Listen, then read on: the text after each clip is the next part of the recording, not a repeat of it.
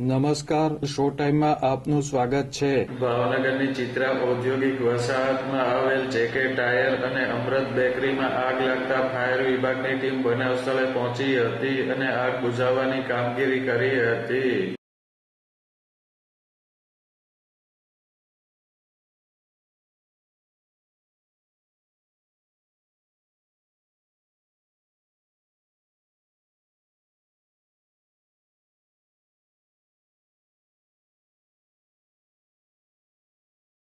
ચિત્રા જીઆઈડીસીમાં આવેલ જેકે ટાયરમાં આજે સવારે કોઈ કારણોસર ટાયરોમાં આગ લાગી હતી. આગે વિકરાળ સ્વરૂપ ધારણ કરતા આગ બાજુમાં આવેલ અમૃત બેકરીના યુનિટમાં પણ ફેલાઈ હતી.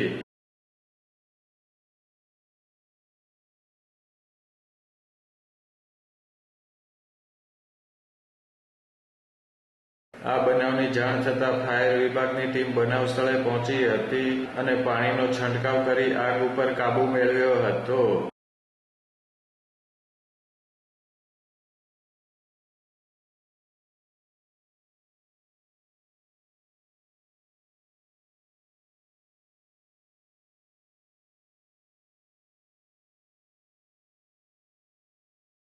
બનાવની ગંભીરતાને ધ્યાને લઈ ફાયર વિભાગના 5 ફાયર ફાઇટરોનો ઉપયોગ કરવામાં આવ્યો હતો.